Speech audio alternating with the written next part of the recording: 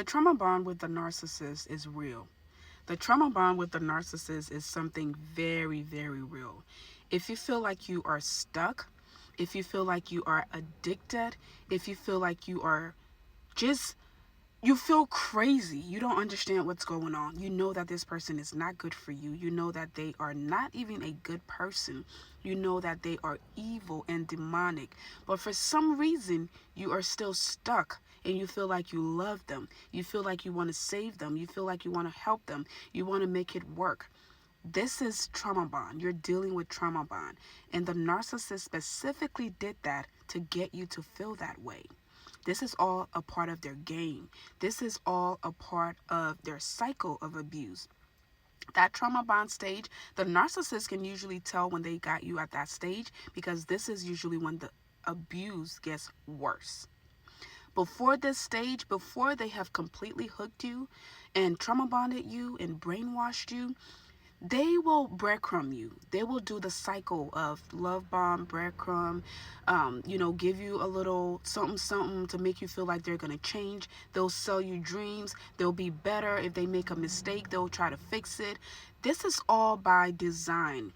This is them telling you or trying to program your brain to understand that, okay, he messed up. He came back and apologized. Okay, when I met him, he was a great person. He was an amazing person, a beautiful lover. He complimented me. He was just amazing. He was there for me. He supported my dreams. He is the love of my life. He told me I was the love of his life. He told me I was his soulmate. All of these things are by design by the narcissist. See, the narcissist has had time to work on their craft. They know what works and who it works for.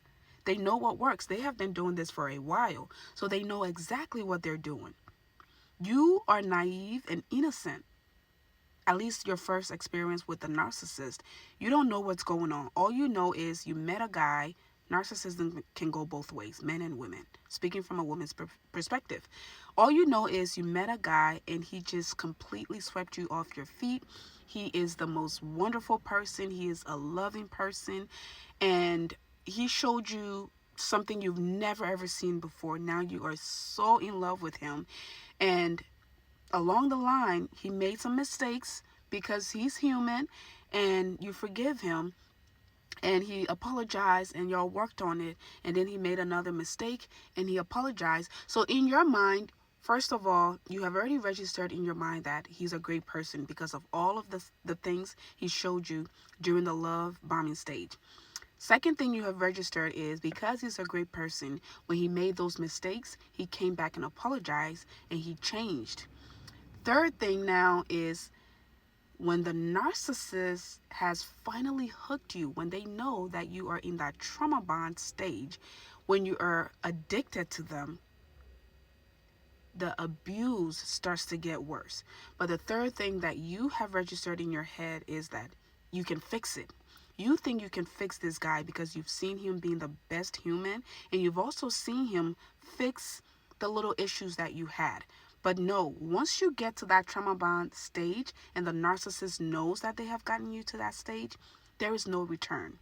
That is a point of no return for the narcissist. And this is when you get addicted. It's like a real drug. I've never been on drug before, but I've seen people on drugs throughout my experience as a nurse, and I've seen it on TV. I've heard about it from some distant friends. It's like you are hooked on drugs. It's a real thing. And I'm telling you, some people go crazy over this. Some people lose their mind. Some people literally end up in mental institutions. The trauma bond is not a joke. That trauma bond is a real thing. And the narcissist did all of this on purpose. They sold you such a beautiful dream. And then once you got hooked on that dream, they started to breadcrumb you. When that breadcrumbing starts, this is when they are perfecting their craft. They are making sure that you understand that this is who I am. I can change. There's a chance that I can change. There's a chance that I can be a better person for you. There's a chance that we'll live this life that I promised you. But the whole time, it's all fake. And now you are stuck on a hamster wheel trying to get back to that before, trying to get back to that early stage of the relationship, trying to get back to that beautiful, loving knight in shining armor. It's never going to happen. But what I do want to tell you is, if you're feeling crazy right now, if you're thinking to yourself, what the heck is going on? This person is not a good person. They're not even a decent person. They are horrible. They are evil. Their hygiene is bad. They lie a lot. They are gaslighting me. They are stealing from me. They are thieves. They're not even a good person in society. They have antisocial personality. Like, all of the negative things that you can think about, you know that that's what this person represents. But for some reason, you feel like you love them. You don't love this person. You don't love this person. What you love is that drug that they introduce you to, which is that trauma bond. They have you hooked. They have you hooked and you feel like you're in love. You're not in love. You're used to that toxic cycle of them doing something, apologizing, fixing it. And by the way, it's a fake apology. The narcissist never apologizes because they're never wrong. And apologizing is almost like admitting you're wrong. So they never do that. The narcissist is very self-serving. So when they do their fake apology, it's for them. They do it for them. The narcissist never does anything for you. Even when they were love bombing you, it was an investment. It was an investment in a person that they knew would be a good supply for them, would be a loyal supply for them. Maybe because of whatever skills, characteristics, and background you have, they want that. So even that love bombing stage, when you thought that they were doing something for you and loving you and showing you something you never saw, no, it was all for them. It was all a strategy. It was by design. It was to groom you to the person that they want you to be. And that is what you're in love with. All of those fake things that they told you were going to happen. You were going to buy a house by the lake. You were going to travel the world. You were going to have 2 beautiful children and get a dog. You were going to be a stay-at-home mom. You were going to... All of these things that they told you, it was all a lie. It was to get you to get hooked and be trauma bonded to them. So if you're in that stage right now and you see it happening, get out. If you are out of it and you think for a second that maybe if you did this enough or did that enough, things could have been better, so let me slid my way back in there, don't do it.